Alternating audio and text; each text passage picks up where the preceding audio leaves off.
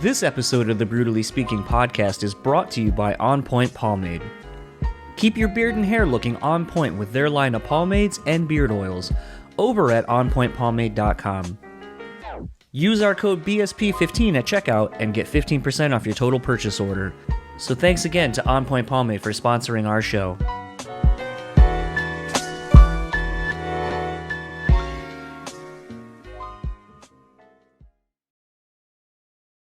This episode is also sponsored by the Bean Bastard Coffee. Head over to thebeanbastard.com and pick up any one of their delicious hand-roasted coffees. Coffee lovers will also enjoy their hand-cut and handmade espresso candles and soaps as well. If you're in the Buffalo, New York area, head to their store located at 448 Elmwood Avenue. And thanks again to the Bean Bastard for supporting this show. BREWtally Speaking Podcast is proudly sponsored by Rockabilia.com. With over 500,000 officially licensed items in their online store, you're guaranteed to find something you need. Use our code BREW and get 10% off your total order. Now on to the show.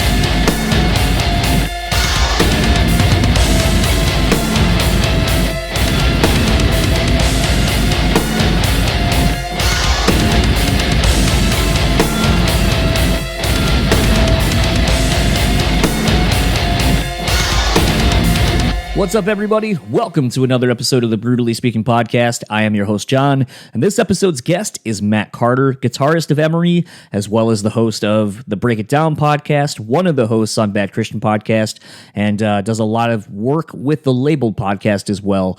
A little fun backstory, actually, about this podcast and you know, Matt and how he relays into the whole thing is, Bad Christian had come and recorded a live podcast here in my basement, which I believe is episode 127.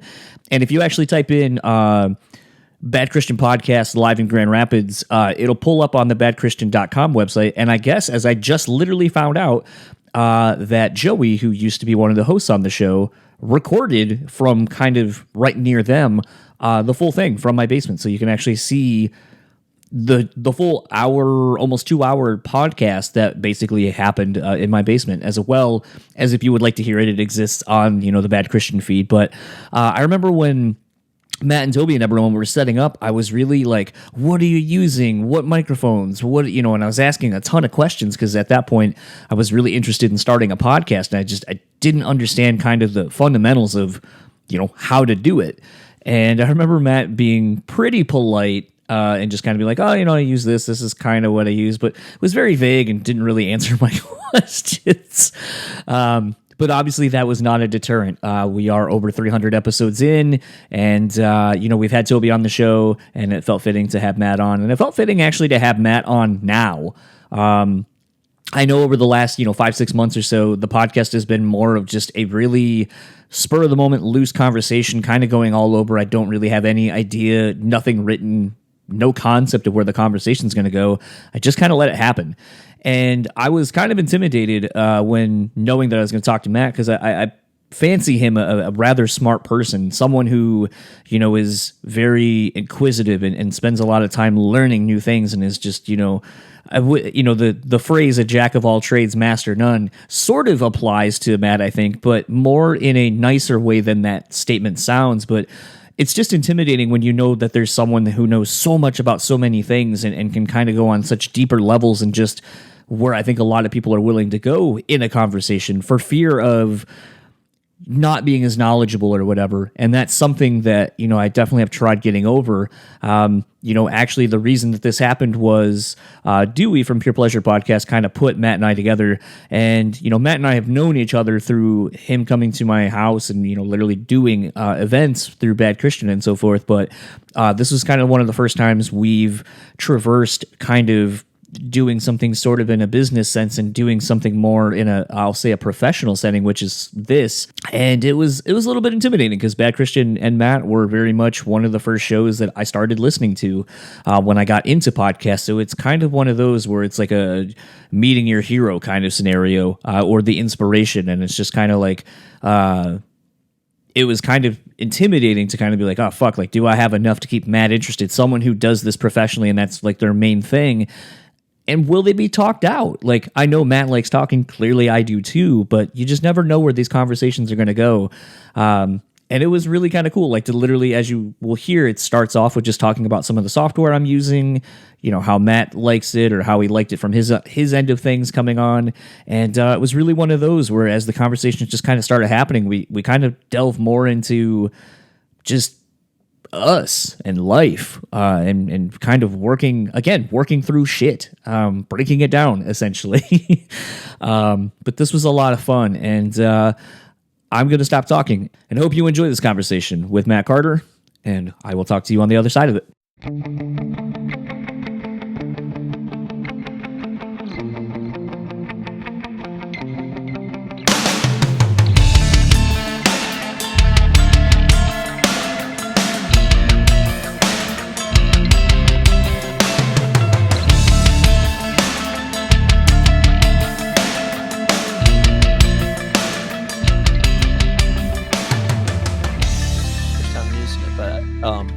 My experience getting here has already been nicer than most platforms. So it's funny because what started it for me was that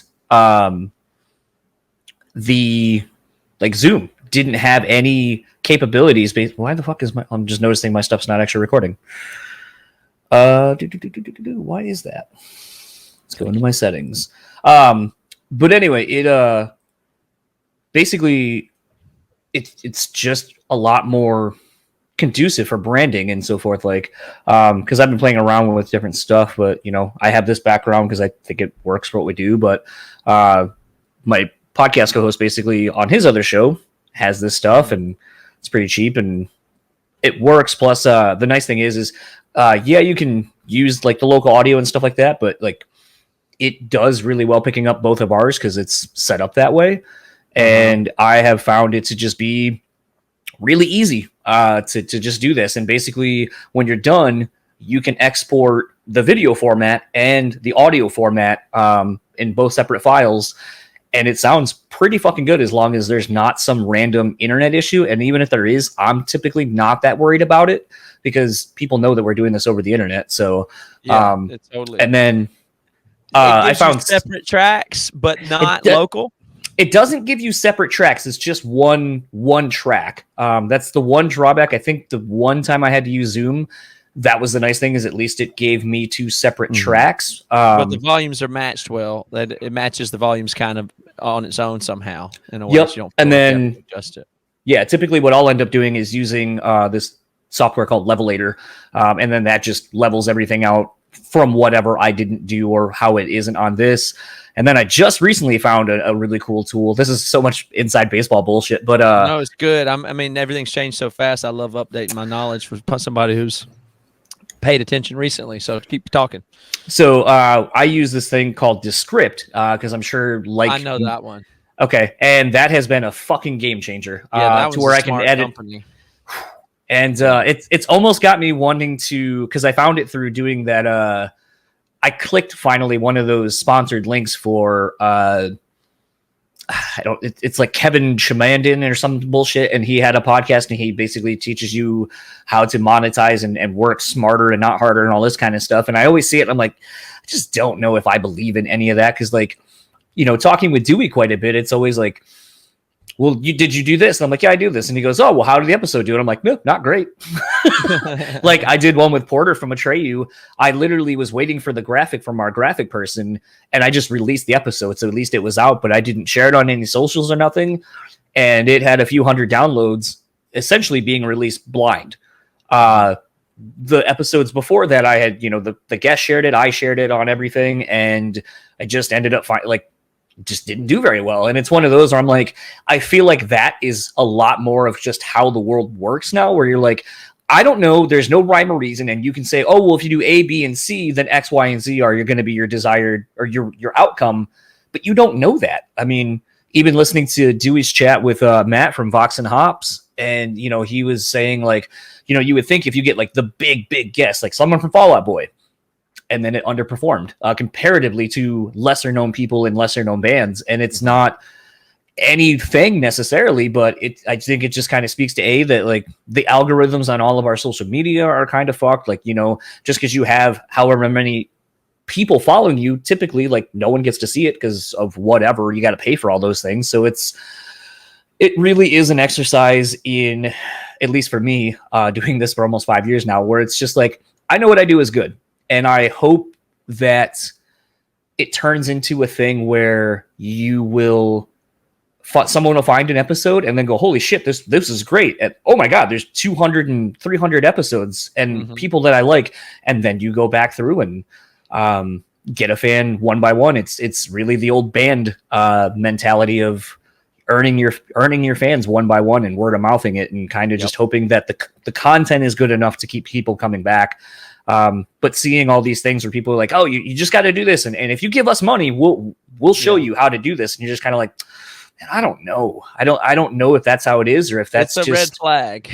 It seems like it, but I feel like it's the same thing. And I'm sure you can speak to this even more. I mean, you've been doing the podcast thing a hell of a lot longer than I have. I remember incessantly bugging you, I should say, like, what are you using and how are you doing this stuff and all these kind of things. And you're just like, I don't know, man. We just do stuff. It never stops changing. And maybe that's what I even like about it. But I go through phases of being into things and not into things. Like where, I usually have a curve of I get into something and go super high into it. And then there's a time when I will stop paying attention to it. Same with guitar. Like I had a very post-gear phase where I don't even ever allow myself to think about gear or buy any and same with recording gear, same way. And then podcasting, all the technical things matter. And then I go into a phase of full rejection of them, where I throw everything out and say, well, what is here now? Like after you do a thing for a while and it's still a thing and you're still doing it, you have to start asking yourself the minimalist questions. And that's what I'm hearing you say about the thing you've been doing for 5 years now. It's like, wait a minute, maybe if I don't do all these graphics, maybe this matters, maybe this doesn't matter. Why do I do this? What's the signal? What's the noise here? And a lot of times when you go to do that, you'll find that, man, a lot of that was noise, So it's funny you kind of say that, and kind of talking about, I don't want to say necessarily decluttering your life, but kind of going through this phase where you're like, I just realized some shit's just not important and I'm phasing it out of my life because it doesn't add value, basically. Right. And I'm reminded, as you said that, of a trip when I went out to Oregon, actually to go to Portland to see our friend with my wife and I, and she was watching like random TED Talks on the flight. And she goes, hey, check this one out. This reminds me of you. And I always forget who the lady was. I should look it up and commit that to memory. But long and short of it, the beginning of it starts off and it's like, I started doing this project, or I would get into something and then that would kind of fall by the wayside. And then I get into something else and I'd be really passionate about it until I wasn't. And then I was like, what are you saying, Bridget? Like, what are you saying about me right now? Like how does this, I felt kind of like attacked a little bit, but the crux of the TED Talk was basically, it's ingrained in us at a very young age to, one of the first questions they ask you in like preschool, what do you want to be? Singularly, what do you want to be when you grow up? And this lady was talking about, we never talk to our children or as a society or people about having the potential to be multifaceted, or as she termed, multi-potentialites. Mm-hmm. And basically it was one of those things where it's okay to be really loving something, and then when you're just not in love with it anymore, letting it go instead of just holding on to it because it's a hobby, it's a thing, it's a daily practice or a routine. But it's kind of funny because you strike me as someone who definitely is that, where you get really excited about something until you no longer are and you're excited about something else. Does that cause a lot of frustration for you in your personal life? Yeah. It creates a lot of frustration for those around me, is something I didn't understand, and maybe until more recently. So I do have a lot of different considerations for things now that I didn't have 2 years ago, let's say. But it causes a lot of frustration with other people, because the way, and it speaks to that thing of being into gear or being into a new thing. It's really just a motivation, that if you have the motivation to do something, you do it. And if you don't, you don't. But how can you control your motivation? I've never understood how anybody could do such a thing. I have a extremely independent spirit and am self-motivated, but I have no ability to control my motivation. I just have a lot of it, and whatever it's aimed at is what I'm going to do, and I will not be able to stop thinking about it. And so when I on-ramp new things, I acquire a giant amount of knowledge relatively quickly and start putting together. Like when we had a tour bus for our band, before we bought the bus, started thinking about them, started looking at them on Craigslist, and then nothing can go in my mind other than riding down the road and seeing all the buses. And I mean, if you're buying a car and you just look at a Honda, all you see is Hondas. All of a sudden you think everybody has a Honda. I never even noticed, but now it's nothing but Accords driving by every day. And so when I got into building and doing stuff, I'm walking through every doorway thinking it's 80 inches. This is that thing. What kind of siding they use on that house? It just, everything goes that way. And so you can really, if you're able or privileged enough as I have been to be able to follow your self-interest, you will acquire a tremendous amount of knowledge up front. And then it's just a question of, well, is it worth it? What are you going to use it for? Is it going to sustain? But those things aren't guaranteed. But if you're not curious, you can't find out. So you have to take that trip up the thing, and they'll show the curve of it. It's like this really ramp up thing on a new journey, and then there's the peak, and then it drops way down to where it feels bad, and then a slow climb back up to, did this thing survive? Does this thing exist? Do I have enough motivation to make it through the hard parts because it's so worth it, because I love this so much? And with most things, it's not that, but only some things is that. And so if you are doing that with other people and you're not in alignment, whether it be your wife or your bandmates or whatever idea you get into, you can really, you can get in that phase where you talk them up on this thing that you're going to let go of in 6 months, and they're not going to understand that. Well, I guess that's actually an interesting topic of conversation with you specifically, because I feel like that's something I've always admired about you, you personally, and I guess succinctly your band as well, is your ability to just adapt. I don't know if it's by necessity or what, because I mean, something I always kind of like and find interesting is, talking about bands, especially bands that get signed at a very young age, is kind of what does it do to you mentally, because you're not fully a realized person yet. Like, you're kind of trying to figure out life in a very unnatural unnatural circumstances. And then that kind of starts fucking with the id of yourself, because now people see you as you're Matt from Emery, or, there's just a laundry list of different ways that people will view you as a person. And then you have to find yourself in either one or all of those people to be who you need to be. And then somewhere along the way, you also have to learn all this shit about finances and, all the things in the business that probably didn't mean anything to you until someone was like, hey, you need to know this. And just thinking about how you have to just be malleable. And some people, I think, are able to do that. And I think you've been really good at it. I mean, look at this. You started the podcast well before really any bands were doing that. You've now doing crypto. And I think you're one of the first couple of bands I've heard really do that. Kind of like you said, you seem to kind of go all in very quickly on things. But is it always really been that way for you, or is there really, are you ever nervous or afraid of, I guess, the failure? Or it's a complex thing, but you're getting real close to my fundamental programs that drive me. The thing that's weird about it is that it's not all in the way that I see it. It's like a low stakes mistakes territory. There's a very certain territory that I belong in, and I know what it is. And it is a must. I have to be adaptable, and I have to do what I have to do when the fire's under your butt. But to me, it's always been clear that I was not, like you say, that being in a band is an alternative environment. Well, that's what my requirement is. The normal environments are incompatible. I can't have a boss. I can't have a job. I must do something. So I have to make it work. That's, I can't be a good student or employee because that's somebody else's thing. And it's not me. I feel like you actually would be a very good student, but I think it would have to depend. I think it would have to depend on what the topic is and if you found it to be of value to you. Well, yeah, but I mean, I perform well on tests. I put it that way. I have a college degree.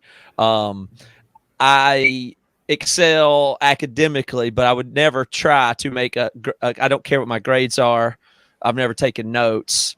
I don't pay attention if I don't want to or need to. I didn't buy the books for class.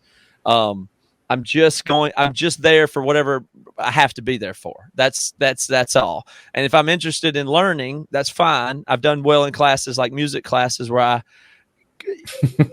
when I got to music school, I was worried that I wouldn't be good enough to keep up or something with musicians, because that seemed like something I wouldn't be able to hang with at the time. But so I was obsessed with music at the time. I was going to a college that didn't have a music program, and I'd found guitar, and I could not stop thinking about the notes and how they fit together. And I had so many questions. I had so many questions about why a C7 chord has a B flat in it. I could not understand why it wouldn't be a B natural, since B is in the C scale. And it drove me crazy. There was nobody I could ask. I didn't know anybody or anything. And I was just thinking about stuff like that as this, guitar player. And I went to a school that had a music major. I took a class of music. I said, wow, I think I understand this stuff. Let me go to a music school. But then I was super intimidated because there was going to be all these orchestra players and people could read music and all that kind of thing. And I went and got into the music theory class, and I was so upset because of how simple it was. I read through the whole book, and I understood all the stuff. It was because they all think the harmonies and the chords and everything is advanced. But I thought I'd been thinking about it so much myself that I really understood the music theory really well when I came in as a first year music student. But they wouldn't let me skip the classes. I went in the professor's office and said, well, I know all this stuff. Can I go on to the next whatever? And he was like, no. It's like, okay. And so I never did my homework, and I made all bad grades. And then I passed all the tests, but I didn't do the assignments. And, that's just the way it goes. But that's a long way of saying I don't care what other people want me to do. I can't do a good job. I can't not half-ass it. There's no way I would get fired. If the boss tells me to do something, the answer is no. Why would I want to do what you want me to do? I want to do what I want to do. And I know that sounds childish, but that's what it feels like to be me. So I have to figure out everything on my own terms. Maybe I need help, but I'm not doing it somebody else's way. So I'm constrained, and then I make stuff happen. This is going to be maybe kind of an odd question, and I'll preface it by kind of explaining where I'm coming from with it. So I personally have like a really hard time like shutting my brain off. I typically, it was really amusing. I had a conversation with my parents about a couple weeks ago, and I was talking about because I was looking for a different job because I was kind of doing like the ship DoorDashy kind of stuff. I don't know if they have it out in your area, where you basically grocery shop for people all day, work whenever you want, not work whenever you want. And I like it because it allows me to do this and be available whenever an opportunity presents itself. But it's one of those like where people are like, oh, it must be real easy. And it's like, yeah, but you have to be motivated to do it. I also was making the comment though to my parents, like, oh, because I chose to do that again as opposed to looking for a normal job, I was starting to smoke weed again because I was like, oh, it helps me sleep. Kind of turns my brain off for a long enough to just kind of be more present and in the moment. And was one of those things like they were like, well, how many hours of sleep do you need to function? And I go, to function or to actually just be? I go, to function, I would probably say like 4-5 hours maybe. And I was like, but I can sustain and be fine on like 3. I've done it for a long, long, long time. When talking to a therapist, which I started doing in the last, 6 months or so, it was funny to see how they evaluate me and my life and the experiences I've had from a very clinical perspective. And I'm just kind of like, I don't know if I necessarily agree with that, because I don't I don't feel like I'm wired the same way as like, here's the textbook. I'm going to ask you these questions, you answer, and then you fall here or there. How do you feel about therapy? And do you also have the same problem of kind of getting sleep and turning your brain off? Well, interesting. This is like all topics I'm quite interested in. They're all really related, but you use the term differently wired. That's the territory that we're talking about. That's the territory that, is, I think that the differently wired or neurodivergent or people who are just different with their minds is a much more profound group that is under-identified and understood and under self-identified in a way that once things are understood better, I think there's a lot more to understand, basically, about people that tend to be punks, misfits, outsiders, lazy, differently wired, diagnosed with a billion things, given whatever amount of drugs. I mean, these are just people that are different, like me or you. But one that is very common that people like that have self-motivations and perform horribly in environments that are not good for them. And when they have to conform to something that is not set up for them. And I feel that that's a great injustice. And there's a lot of talent and ability that exists in many people that is crushed or squandered or drugged out or diagnosed or labeled or you name it. But it's, I think the punk community and the indie communities and some of what I was saying before is that territory where you can do stuff your own way. That's the fertile place. I met so many talented people in music and people like Dewey and people like you. It's a kind of person. I mean, it really is. I mean, it's high intensity, high drive, and there's every shade of that. People are configured in so many more ways than we give them credit for. But I like to be somewhere that's new, messy, dirty. I'm going to make a billion mistakes. So I cannot go into a place where everything is refined. I could not be in the royal family. I cannot be a Supreme Court justice, no matter if I could understand the cases or not. I'm not going to behave in the normal ways that people would want or expect. I'm not going to be able to do a business process that's refined to a certain detail where you just execute, in this detailed way. That I'm not going to be able to. It's something that other people have already figured out. There's nothing for me to figure out. I'll just be a poor performer if you put me in those environments. And so having a mind that is all over the place. So, I've been a diagnosis dodger. Like I could have gotten and can easily get plenty of diagnoses very easily. I could get many of them and have been targeted for them since I was a young child, but I don't take them. I don't accept diagnoses. And although I do acknowledge I have many areas of weakness and or disability, that's the way I think of myself. But I work on them. I'm childlike in some areas still that I have a lot of development to go, but those are narrow areas, and I have some narrow areas where I can excel. So I think that's the way I look at people. So that will intersect people at different times with therapy that's useful, or drugs that are useful, or environmental change that is useful, or career change that is useful. But you don't have to be like everybody else, first of all, and you can be good in stuff and bad in stuff, and you can get this certain help or that certain help. It's just something you've got to really assess the individual's mind and their environment they're in, and you can't judge it really beyond that. You've got to get certain minds and the environments that are working for them. That's all you can measure it by is, well, how's it working? So I don't know about 4 hours of sleep or anything like that. Doesn't sound right to me, but how is it actually working? What are the consequences? What's going on there? With no judgment, just look at it. Whether or not you use weed or don't, I mean, that's not, you just have to look at it and see, how's it working? How much are you able to have choice, experimentation, learning, development, updating your model of how much more could you modify your environment? I mean, that's how my brain thinks all the time, but it is quite active in that way. It is hard to shut down. But I do sleep pretty well. I think a lot of people like me have sleep disturbances, and I think it has to do a lot with that hard to shut your mind down thing. But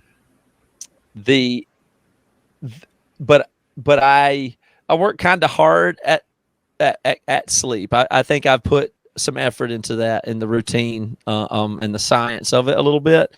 But I feel pretty lucky that I'm able to sleep overall. But there are times if I'm more stressed out that certainly I cannot sleep because of any manner of the thing I'm obsessed with. Could be as simple as guitar stuff. If it gets in my head too much, it is gonna be hard to sleep.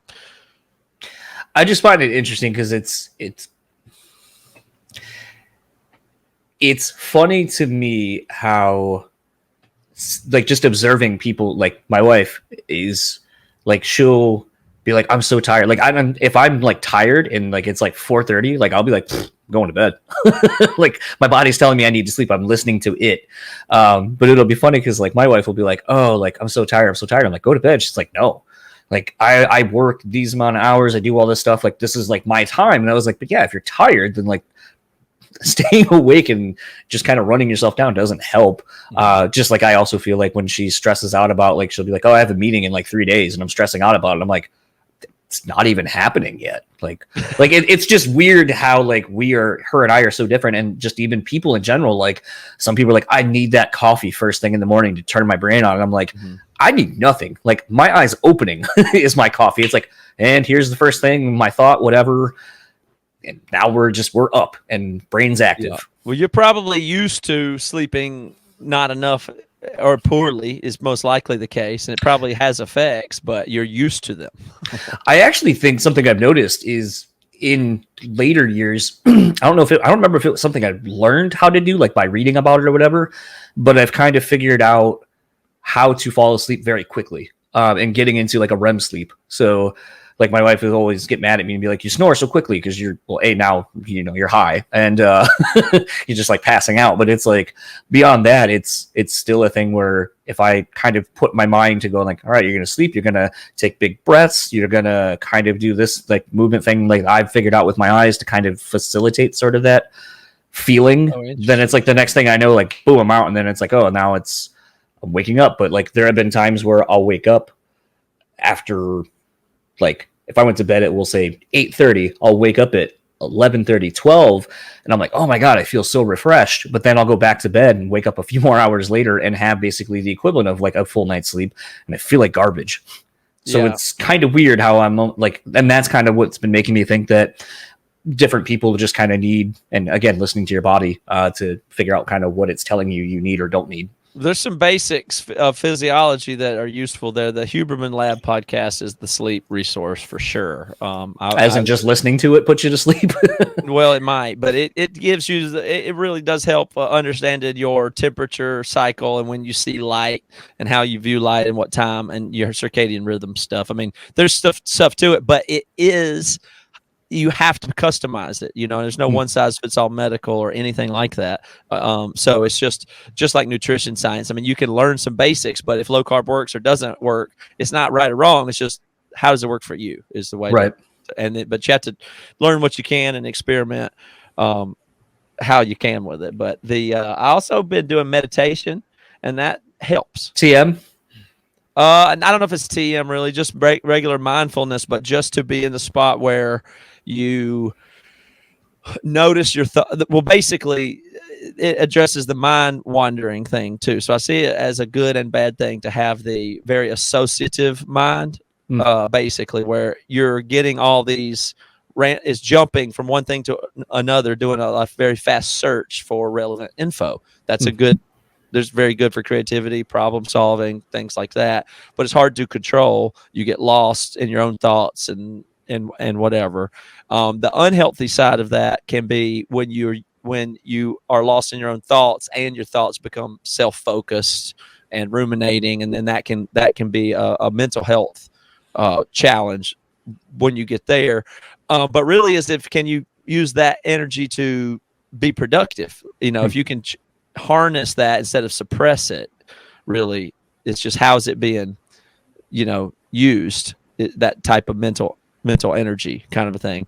And then I think meditation, it gives you this ability in theory to, and I'm pretty beginner, just this year I've been doing it, but it's just this, it feels like exercise my body. It's like, oh, I can run a mile now after if you can't, but then you look back at yourself and go, I used to couldn't run a mile. But it's the same way as you go, I can't do that meditation stuff. But if you could just think of it as like a stretching exercise, that's the only reason you should do it, is because obviously you can't stretch and touch your toes. So just try to get a little closer instead of get farther away. But the thing you're not able to do is separate from those racing thoughts and let them go, or analyze them, or say, oh, those thoughts are.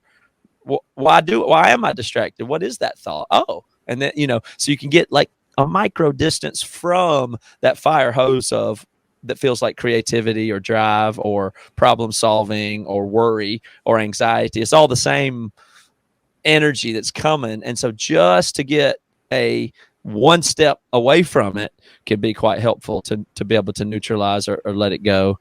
And I think that factors into things like sleep. And I didn't know this is a podcast about sleep and wellness and spiritual healing.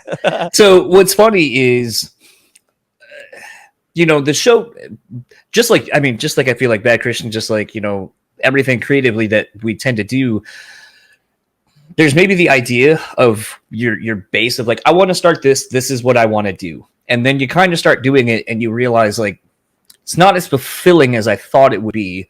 Let's kind of pivot and kind of find my way into what seems to naturally be happening. And for a while it was talking to people that were in bands, really. But since I knew so many people and knew a lot about these people individually, like a great example started with like Porter from Atreyu, is and still is really big into photography, graphic design work, and so forth. But at the time, not many people probably knew that about him. So I wanted to offer a way to talk to some people's favorite musicians and from bands they've loved for a long time, but get to know them in a different capacity. Unfortunately, like, the way to really kind of be able to do that at length isn't during a tour cycle or a press cycle. So then I kind of got lumped in with just doing press stuff, which is fine. I feel like I have found my way to do, a 15, 20, 30-minute interview, but still make it completely different than anything else you're going to hear on anyone else's press junket that day.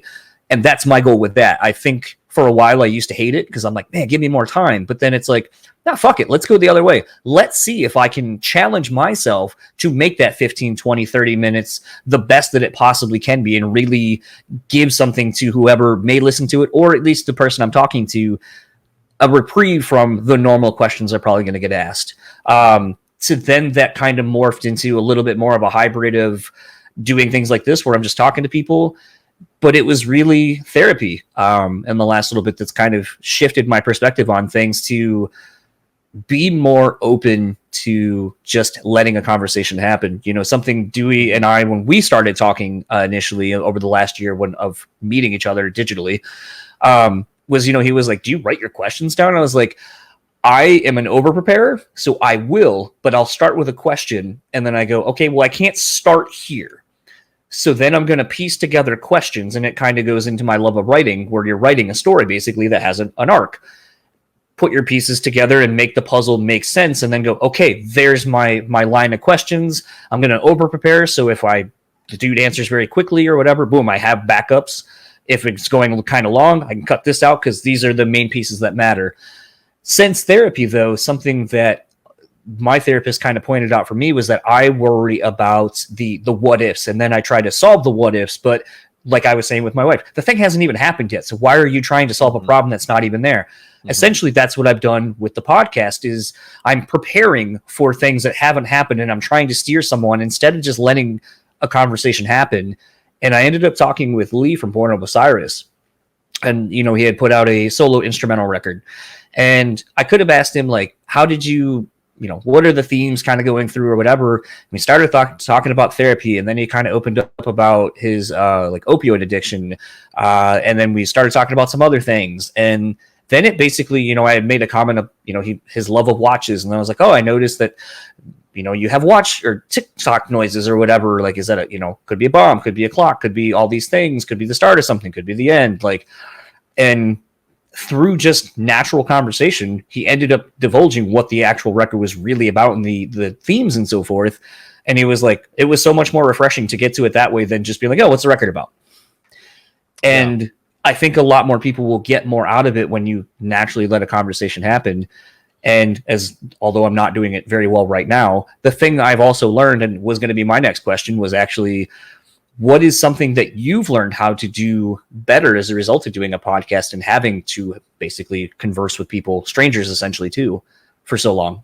Well, I had a sense getting into. First of all, anybody knows me knows that I talk more than other people do by some multiple factors. I've always been aware of that. So if people said there's podcasting, I'm sure people would say, "Well, Matt, that's what you should do. Why don't you talk? Go get a microphone and leave me alone." So I understand that about myself, and the fact that the barrier to entry was so low, and that podcasting wasn't good. It was clearly not good, and it's still not good, I don't think. And that's the best part about it. What do you mean when you say not good? What do you mean not good? To me, it's just a huge buy signal when there's a new thing that nobody's good at. That's just like, if you look at movies, let's say I wanted to be a filmmaker. You could take my thoughts and ideas and artistic impulses, and I could try to be a filmmaker. But I would fail, obviously, because I don't have the resources. I haven't spent all the time. The people's standards for what a good movie is quite high. Like if Christopher Nolan makes a movie, people will be like, I'm not going to be able to compete with that. It's a refined art form all the way down to, only the most best thing that totally can transcend can even poke through because it's been so done. So when there's something new, especially if it's informal and there's not a way it's done, well, then there's plenty of opportunity there and no judgment. Nobody, if I made a movie, people will laugh at it because it'll be my first movie. But if you make your first episode of a podcast, it can just be bad as it ever. You said you have a love of writing. I have a hate of writing. I have a hate of reading. Hate doing it, but I love when it's almost, as someone who very much does very poorly at writing ideas, like, I play guitar, but like I can't write very well because I know so much different music. I go, oh, I'm borrowing this, or this is this riff or whatever. With writing, it's kind of the same way but at least like I know that because I've done it enough times that I can start something, throw it all away, start back over. Like I've written pages upon pages of something for like show reviews or album reviews. And then I'm like, that fucking sucks. Keeping that one sentence and I'm starting over. But then when I'm done and people are like, wow, like one of the best compliments I got was I got to write a feature on a friend's band after they had gotten signed and were coming through. And everyone was so fascinated on them being a party band. And I was like, but they're not. They're a blue collar band from Detroit. And like that's the story that is interesting to me. And it took me a long time to get the story I wanted out of what I was writing.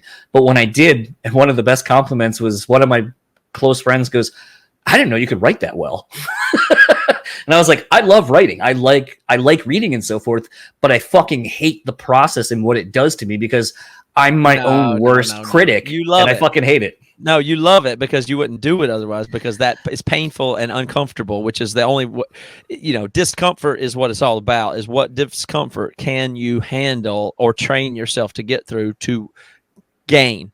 And you love writing and the product, and that you have the ability to do it at a high level. Thus, the motivation is present for you to get through the very hard discomfort of the blank page or whatever, or the revision, or the throw it in the damn trash can, whatever it is.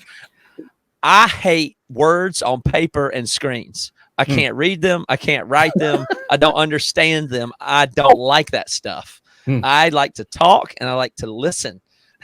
I believe that, everything I know, I heard people say it is the only way I know how to say it. We were sitting around campfires for eons before we were reading and writing books.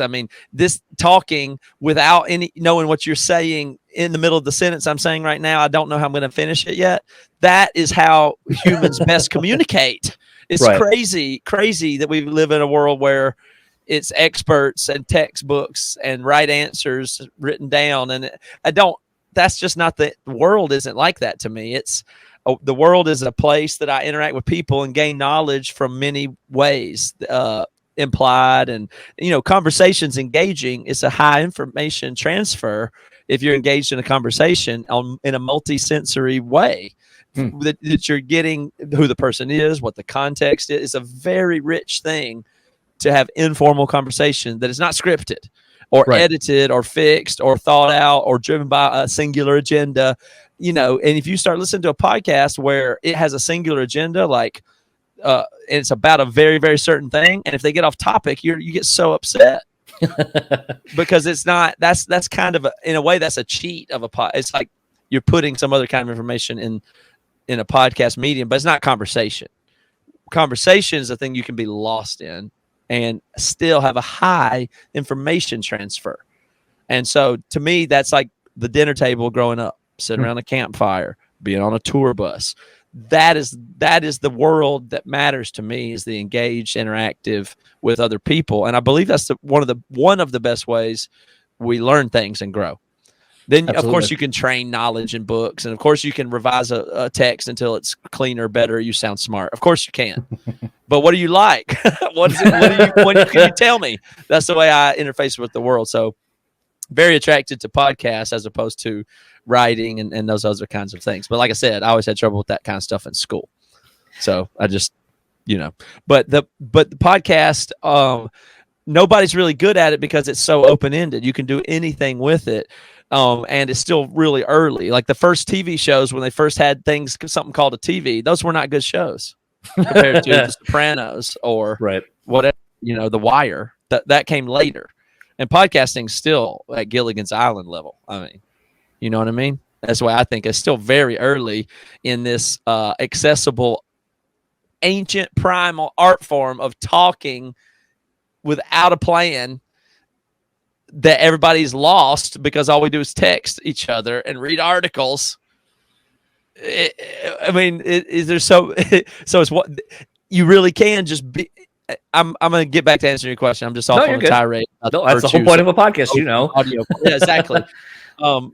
But it's the question that I was trying to get back to is that, oh crap, I have it on the tip of my tongue. I'm about to make the connection back. It helped me out though. It was just basically, what have you learned? Yes. Yeah. So I knew that I could get better at it by doing it poorly until I could do it better. My mom always had this thing where she heard her voice on a recording, she would lose her mind with how terrible she sounded and what an idiot she was or whatever. And I have that a little bit too, but I think that's not something to resist. That's something to embrace, like the revision that you say in your writing. I can go back and listen to myself. I'll make myself edit it because I'm so embarrassed of how I screwed that question up or talked for too long. I'm going to go back and edit it. And it's so embarrassing. It is so bad to hear me be me to other people. I go, oh my gosh. But that is how I actually get better at being me, though. Like I know the value of that is seeing what you have done and being embarrassed by it is a way to get better as a person. Yeah. And so you can only do it in the areas that you really could. It's hard to tolerate that. And most people do not do it and avoid it like the plague. But if you have an ad on a podcast and listeners that want it on Wednesday, you got to do it. And you're already embarrassed about how bad it is. So you got to do the best you can to get it as good as you can in the finite time that you have it. And it's always been a battle. And at some point I stopped editing and said, well, this is what I am. No more edits. I got to just be me. And I wish I was better at this, but I still feel horrible at it almost every moment. If that makes you feel any better, that's how I feel about it. But I do think that's good for me. So that's how to get better. Well, it's funny because like with me, something that I've gotten better at is letting go. You were saying, like, just like it got to the point where I know what my ands, my ums, my uhs look like in waveform. And that's why everybody quits podcasting, because they take it too seriously in that way, and then they don't get the numbers that, if you get too objective driven, or you put all that effort into all these questions and then you don't get to past the third one and you think the other person sucked or whatever. And I don't know. I mean, it's just, there's no answers to any of that. And you feel so stupid for working so hard at the preparation. And you didn't even use it, and it get sucked anyway. And then nobody even listened to it. I mean, that's just sometimes that's the way it goes. It is funny. I was listening to, like I said, because I'm going to be on Matt from Boxing Hops' show tomorrow. We're doing it, not tonight. I had it wrong. I felt like an idiot. I was like, fuck, I fucked up. But it was funny because I was listening to his and Dewey's conversation, you were brought up in it, and, he was like, because Dewey will constantly kind of be like, oh, don't get like bummed out about your numbers. Like, they're good. Like, when I was like, yeah, it's like, like in the last little while, I was like, oh, the numbers dipped during the pandemic. Not entirely sure why, but like whatever. But I was like, yeah, it's like, 500-600, a down or per episode. And it was like, that's good. And I was like, I mean, it's not when you're trying to shop me to, your network, basically. Like, I know those are not good numbers. And he was like, well, like Matt said, and as he said on the podcast, he was like, just think about going in your backyard and there's 500 people waiting there to hear you talk about something that week. And you're like, yeah, fuck, that's a lot. Like, that's, some bands can sustain a career off of playing rooms like that. And it's like, if it gives you joy to do it, and there are people listening and actively engaging with you in it, then it's like, why not keep doing it? Like, again, it can't always be just a results driven with some things. Absolutely. That's the key. It has to be an intrinsic value. And so you can get disembodied on a digital art form because you're not, people will go back to open mic for 8 people every week just to have 8 people give them attention, and they're terrible, or maybe they get a little bit better, but it's only 8 people, and the 8 people probably don't halfway care. But that is that is the commodity. It is not a number on a page or an ad or your status. I mean, people do things for all those reasons, but that is not right to do. Anybody can do whatever they want, but I just think it's wrong to think that way. But I will defend get the desire for human attention. I value that. I want human attention, and I know that the major algorithms and all that, the mainstream is that too. So it's all about eyeballs, clicks, just getting attention. But there's a difference in superficial attention and deep attention, and what information transfer happens, and if the person's left better or worse for having had it. Did they squander their time by giving the attention to what they gave it to? Human attention is the valuable thing, though. Yeah, it can be monetized. It can be used for status. It can be used to wield power or whatever. It's valuable to get attention because it is it's kind of like you get feedback from it that's both good and bad that you can utilize. That's a value. So you do want maybe you don't need the response of 20,000 people, and I wouldn't want the responses of millions of people, right? So there's some amount of people that's the right amount for you, for whoever you are, where you are, that you can hold their attention and then give them value that they go, you know what? My attention was well spent on that. And they can both be negative and positive feedback, which is useful for the person who is doing the embarrassing, hard, stage fright inducing thing that says, please give me your attention. I think this will be worth it. That's a bold claim. That's a bold claim to say, listen to me for an hour and a half, talk. That should give you pause. And if anybody does it, you really, really hope they don't feel that they wasted their time, and if they did, oh my gosh, that's terrible. And that feeling should transcend what the numbers are. Like, right. If you just perform for 8 people and ate shit, you would be horribly embarrassed, if they felt like, why did I even watch that fool? Even if 2 people did that, I would feel bad. I'd feel so bad. So I want to calibrate to that. I want to rise to that occasion. I want to stay embodied with the fact that there are thousands or tens of thousands of people listening, and try to get a good grip on that. Because if you don't, you're in big trouble. I mean, and that goes really bad on the end where people, and I've seen it. I mean, when people get more audience than they are able to handle or understand, it's quite destructive. And I've seen that in music since, for 20 years, and in podcasting maybe worse, because it's like, you know how stand-up comedians are so self-deprecating and talk about how much of a loser they are in their careers and stuff like that. That's part of it too. It's like, you have to be able to stay connected and grounded to handle stuff. And if you really think you're that great that you deserve sometimes numbers that are bigger than you should have, I mean, that's a very dangerous, negative mental health, negative personal outcome, negative personal development situation, So I think, but the the pursuit of human attention and the measurement of it and the correct relationship to that is, that's the real magic. That's the real deal. But the amount of numbers is less the issue. As you were just kind of saying that, I don't want to say the success, but maybe getting wrapped up in the superficial things of doing anything creative where you're looking for fulfillment beyond just the creation of, or getting out what you need to get out. Since you are in two different mediums between music and doing podcasts, are you ever worried about, I don't want to say what you're putting out there, but basically, all right, I guess this is an easier way for me to get to the question because I'm trying to figure out how to get to it. But so like case in point, I had someone reach out to me that I don't really know. And they basically were like, hey, I'm not doing well. I think I'm going to kill myself. And I was like, oh my God, like this is fucking heavy. Like it's not the first time it's happened to me. And then, I kind of started doing this whole like, why me thing? Like, why am I the person that everyone reaches out to? Like, I'm glad to be that person, I guess, because it means that they trust me with my guess bigger is things. Because you're good at solving problems. Sure. Or at least listening to people and giving feedback or whatever. Yeah. But, think about that just for a second, though. That personality your mind is going, you're thinking about a lot. You're that type of thing. That is a problem solving mind to figure out how to get those LED lights to blink back there, to set up the StreamYard, to do this. People know that about you. Right. They think you can help them.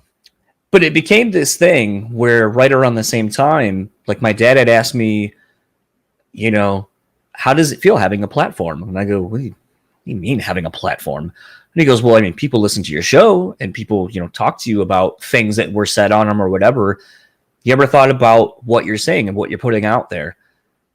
That's going to potentially come back to you in some way, shape, or form. And the more I've kind of thought about that over the last, 5-6 months, it's made me be a little bit, I would say maybe trepidatious in some of the things I share. Like at one point, I've been a little bit more cautious about talking about my wife on the show because I had someone somehow get access to something and communicated with me and basically were saying wildly inappropriate things and down to like, oh, I know you guys were here the other night. And I was like, holy shit. Like this thing I do that I just do for fun and conversations I have apparently has rattled someone to where I still don't know who it was. It was an anonymous person. The number didn't link back to anything, and it was really scary. And that was one of the first times I was kind of like, maybe I don't put as much of myself out there because of this happening now. Adversely, like, are you ever afraid of putting something out there and maybe having it come back to you in a negative way maybe, or a way that you weren't expecting it to, and being more cautious from that moment moving forward? Well, there's more than one factor there, but when I began music, I didn't think about anything at all. And when I began podcasting, which was still 20 years after I got into music, or 15 at least, even professionally, I still was very much of a punk mentality of fuck it. I do not ask permission and I don't wait, and I fix problems as they come, and I try to just keep ahead of them, if anything. And it's a very strong value of mine to be authentic or live an integrated way so that I don't have to keep track of anything. I just don't have the ability to do that, act one way or I have zero confidence to have the ability to not say, to be able to inhibit my speech. I just don't I really am sure you could neurologically, physiologically test something that would show that the inhibition circuits are not, I don't have as much of them. I can't not say what I am thinking. I cannot not do it. So I've always, since I was a very young child, gotten in very difficult and uncomfortable situations for not being able to shut up. So I'm used to that. Like I expect to be in trouble always. I expect that. So I just never noticed it. And of course, getting into podcasting, it's like an advantage and cool that you can do that. Like it works. Is an advantage in podcasting, that you can speak freely without that careful I'm thinking about the next thing nobody listens to that, or I don't. So the person has to be saying it in real time as they think it. And so if you can let that fly, I have a high tolerance for that. That can be an advantage. So, I've spent the whole podcast career talking about my wife and kids and their names and what we do. And I mean, and being very vulnerable about stuff in our personal life and everything from miscarriage to my mom's death to, that's what the show's kind of is in a way. I understand that to be part of its value. So if I just thought, well, we're just going to roll with that. I'm just not going to worry about what the boundaries are.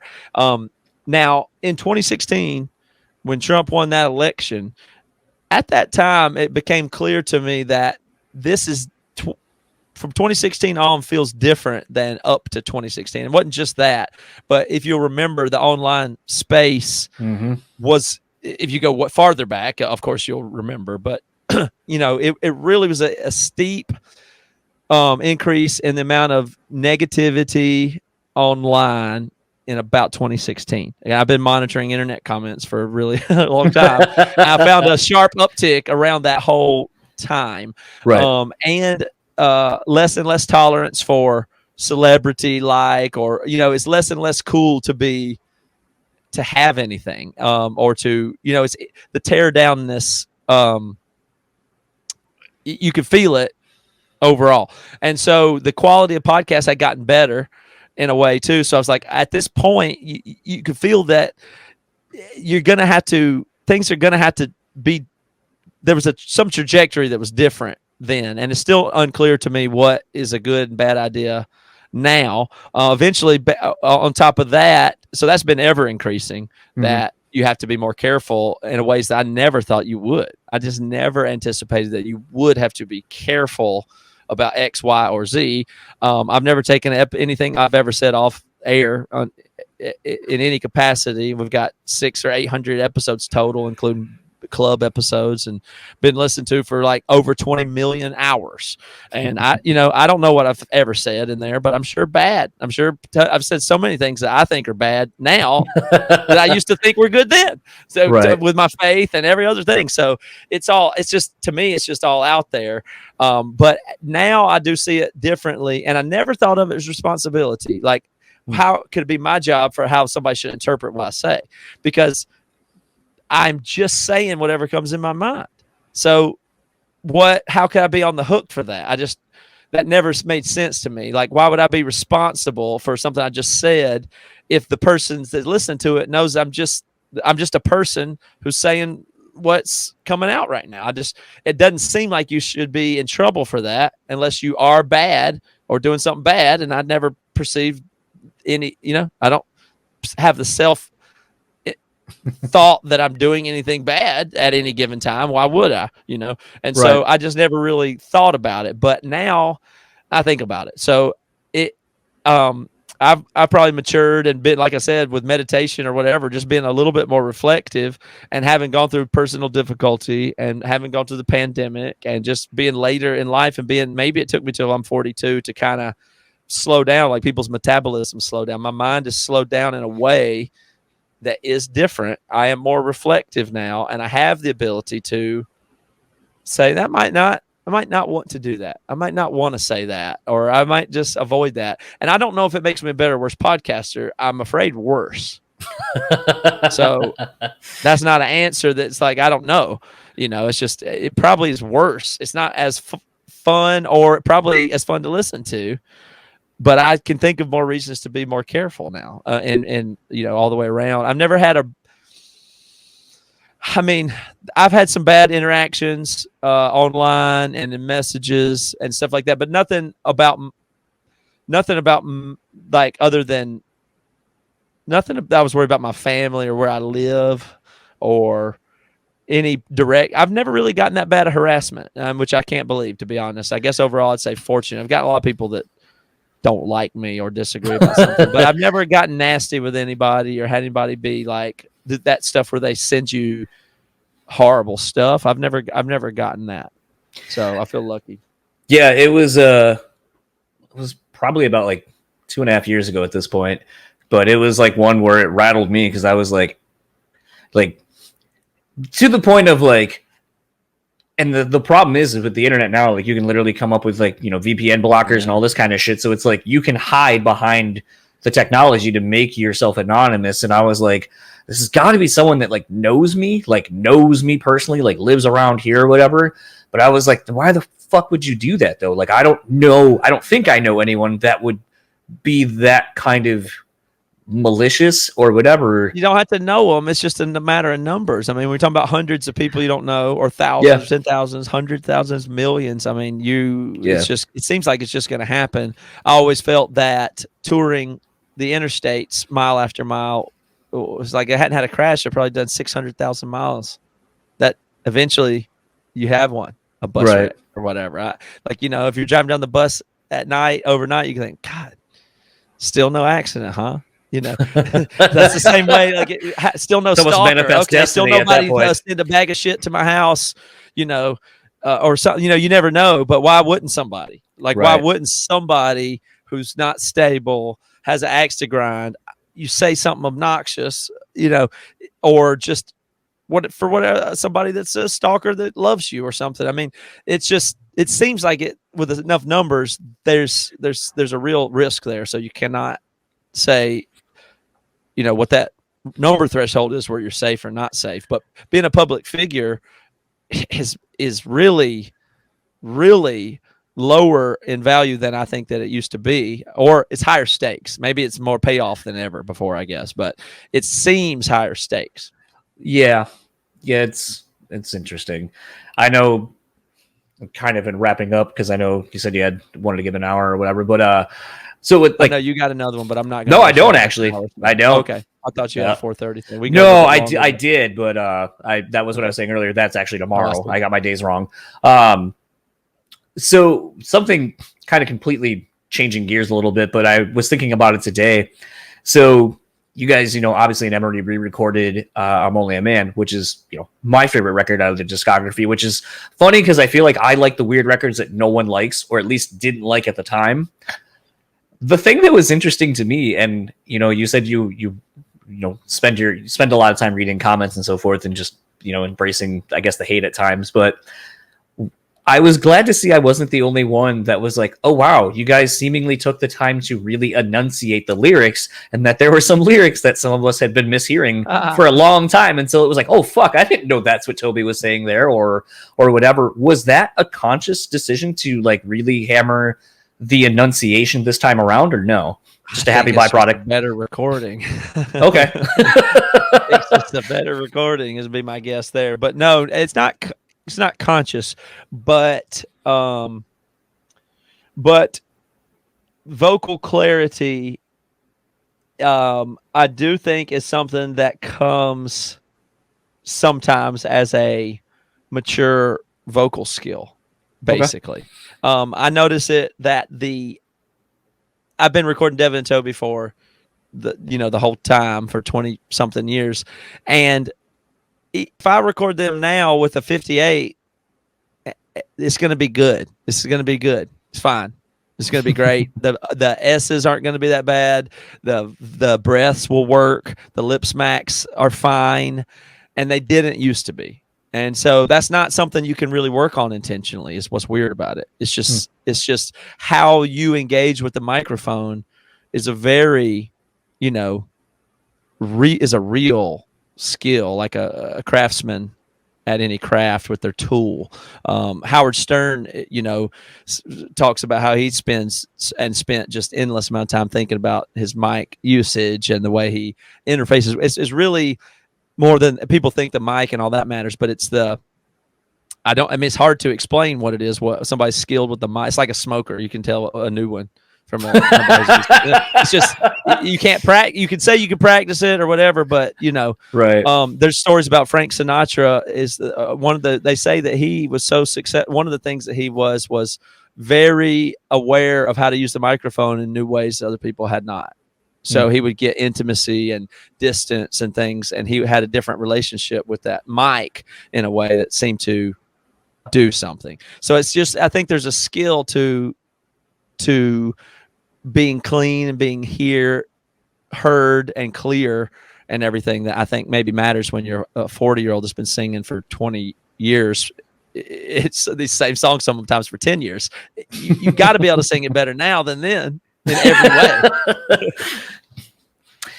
way. Kind of, I guess, a fun last question, and it'll be kind of twofold for you. You know, you're hitting milestones with both the podcast and musically, you know, doing some of these re-records, celebrating some of these records being out for 10, 15, 20 years, looking back at the band, especially doing Labeled and kind of looking back at some of the bands that maybe influenced you, the bands you came up with and so forth, and just kind of seeing a shift in music as a whole and how it correlated to your life at that point. What have you taken away now that you're, you know, getting older and kind of doing a lot more of these things that still drives you, I guess, to keep doing these things and keep going? Well, I'm really frustrated to have gotten old and then start talking about getting old. And like, I really wish I could go back and hear myself talk now. And would I be able to listen to myself, or would I write myself off now for having different opinions? Or would I've truly not been able to see before what I can see now? I don't know, but I have a lot of those questions. But it sounds like an old thing to say. I think Dave Grohl has some of the same thing going on, where he talks about, I have the strongest urge to go back to, wait, but why was I in the garage? Why did I save up money to get a bass amp? Why did I get all my friends in high school that couldn't even play music to try to get them to play, and the one guy that could play the drums? Why did I get the pizza and my parents have people over to be there to do? What were we trying to do that was so play Weezer covers for? I mean, what were we doing that for? That is not lost to me. That is the same thing. And it got so sidetracked for so long over just like, not badly, but the amount that career or money or status or whatever other things, you know, when you get into those things, you think, oh, this is why when I was young, I had those desires of this. And now I get to have a career and be a important person and learn things and gain stuff, or that it seemed like that was what it was for. But now I don't think that's what it was for. It's still just for the doing of it is all there can be. And that's all there can be, you know, and that's all it is. I mean, I am so attracted to, right now, I can tell you what I'm most excited about is the technology and the streaming and the ability to do digital experiences and those be funded now.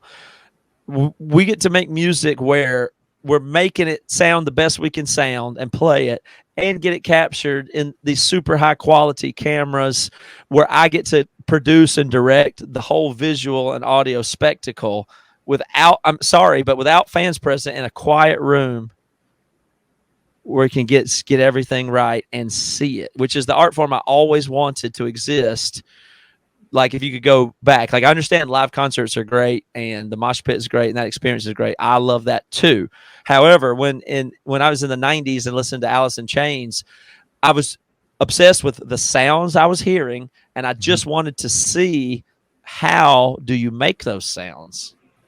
What is that? And now I'm starting to add this visual layer to instead of just doing songs in here, I know we're going to film it in a place with a good guitar on my camera when I really play it. And I'm going to really play it right in one take, and this camera is going to get it. And that sound you hear is going to be connected to that image in this special way that is so much more engaging than a music video or just hearing MP3 from a Spotify player.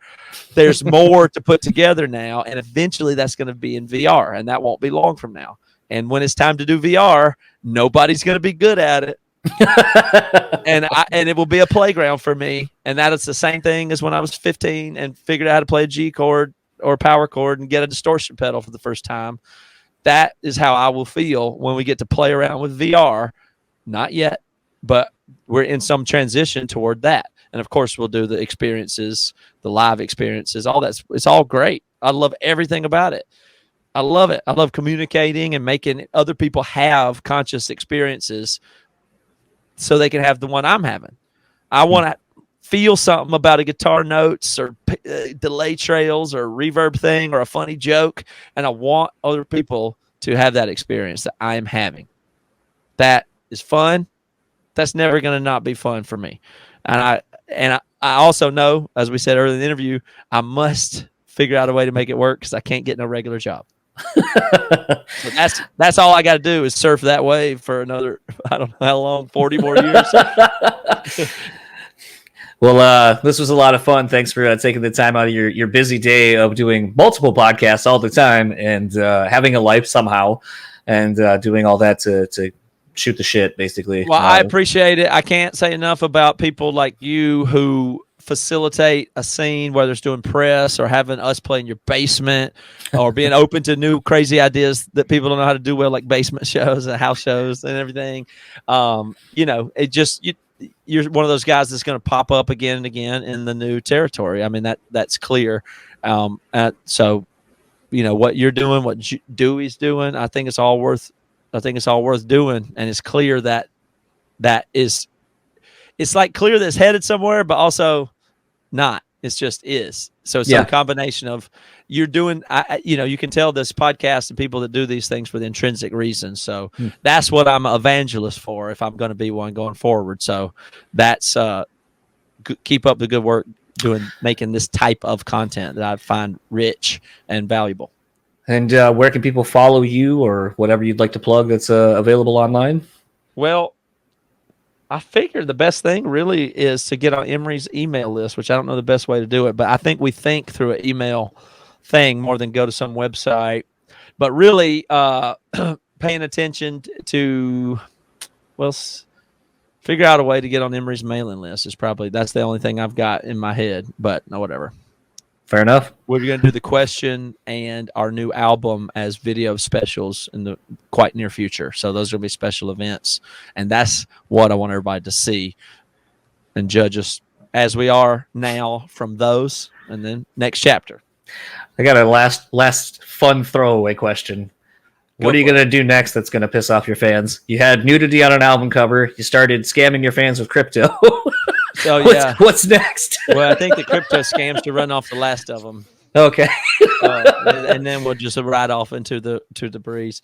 Now the crypto thing is going super well so far. I really feel that there's a bright future for the total technology. I mean, to us that amounts to like we have a good little economy going inside where we're exchanging and selling merch with that, and it's like a whole parallel commerce that's occurring over there, and it's really weird, but it seems very functional and it's very promising as a model, but it's just what we're playing around with and learning that territory.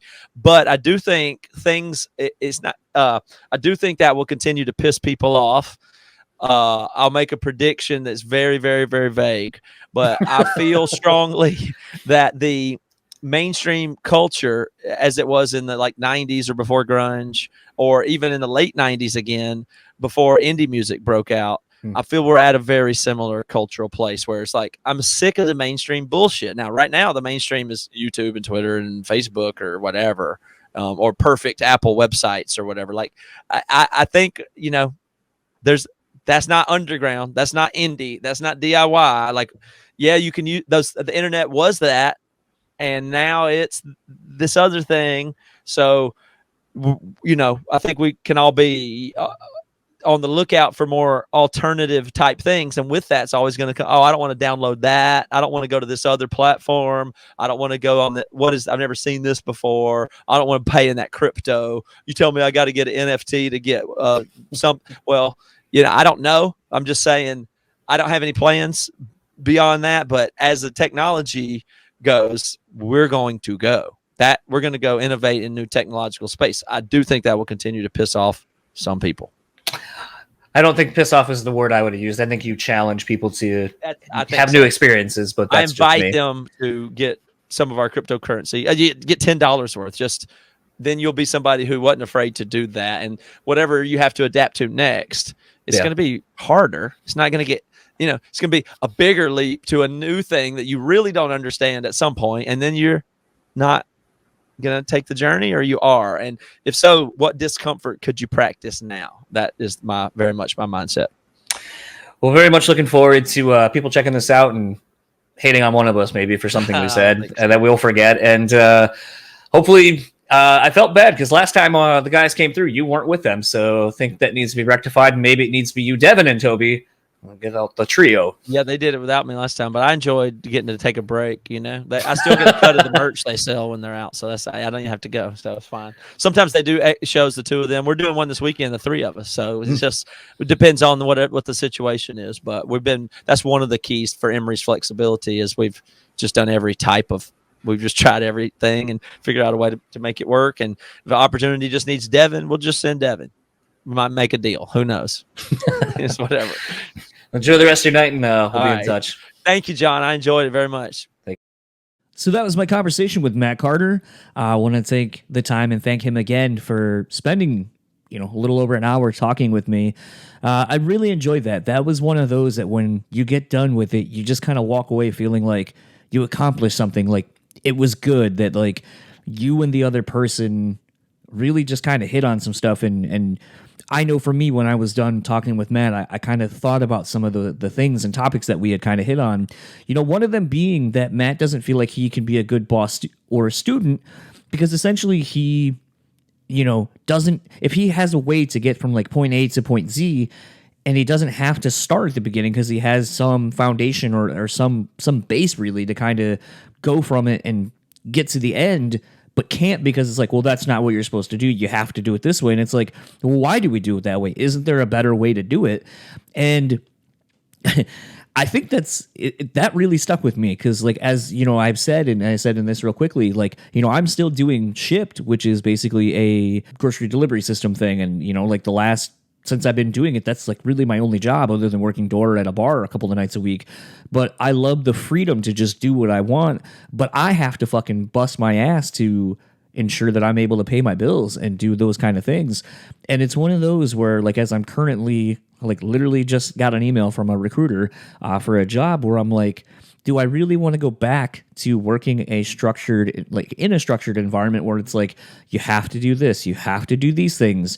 And if I were to try to challenge someone on going, hey, I think I have a better way of doing this, to go, no, because this is the way we do it. Or, you can't because it has to go through this person to this person to this person. And, it's one of those where it's funny when doing these podcasts, sometimes you just really, how they kind of hit you right when they're supposed to. This conversation was recorded probably about a month ago at this point. But it's funny how, like, that piece of the conversation is still something that I'm wrestling with and I'm still trying to figure out and still work my way through. Like, what is worth, your time, the thing that you don't have a lot of. And to know that I value my time to be able to do a lot of things that I want to do, I kind of don't want to give it up. And it's one of those, like, right now where I'm just kind of like, maybe this is why I'm a good employee for a little bit, until I start going, well, we could do this better, or why do I do this way when this would be a smarter, alternative or whatever. And I'm just already in my head kind of like, I just don't know if I want to go back to it. And it was funny listening back to this. I really resonated with Matt talking about that because it's literally what I'm going through. So hopefully there was some really cool stuff in this conversation, a lot of really cool topics discussed, and Matt really taking the time to explore to the furthest realms of the thought and going even beyond the initial thought sometimes.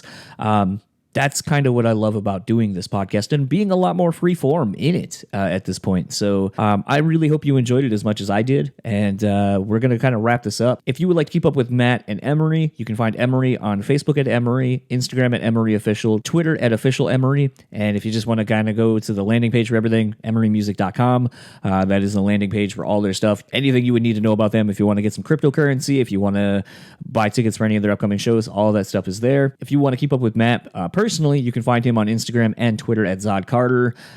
He's not super active on them. I would say he's been a little bit more active on Twitter as of late. But he is an interesting person, and obviously you can find the podcast that I had mentioned, Quick Rundown, Break It Down Podcast, Bad Christian Podcast, and the Label Podcasts, respectively. If you would like to keep up with this podcast, simple enough, BREWspeakPod.com is your landing page for everything here. And last but not least, want to thank our podcast sponsors for their continued support. If you can support them, that would be greatly appreciated. Quick rundown again, rockabilia.com. Head on over there. They have over 500,000 items in their online store. There's going to be something you want. And to save you a little bit of cash, use our code BREW, and you'll take 10% off your total purchase order there at the end. I want to thank them again. On Point Pomade, keep your beard and hair looking on point. Use our code BSP15 and take 15% off your total purchase order. And last but not least, Bean Bastard Coffee. Head on over to thebeanbastard.com, pick up some delicious coffee, and if you're in the Buffalo, New York area, head on over there. Support the brick and mortar. I might be heading back to Buffalo in December for the ETID Christmas show, and definitely hoping to go check out the new brick and mortar if I'm there. And for the Brewtally Speaking Podcast, I am John. We'll see you next week with D. Snyder, the legend himself. Talk to you then. Oh, that fucking sucked. Shao Kahn, what'd you think? That was pathetic. Yeah. Coach, what'd you think? Okay. I mean, I knew it was going to fucking suck, but I think those guys were a little rude. Austin Powers? How about new? Okay. I thought we were going to get the Austin Powers vote. We did not. John, use that for your podcast. It fucking sucks. But you knew what you were getting into. It will result in less listens. You're going to see a decline in listeners if you start the show with that. You're going to see 30 seconds in, the number will plummet. And I will be there at the bottom of the plummet saying, I fucking told you, don't use this fucking riff. It sucks.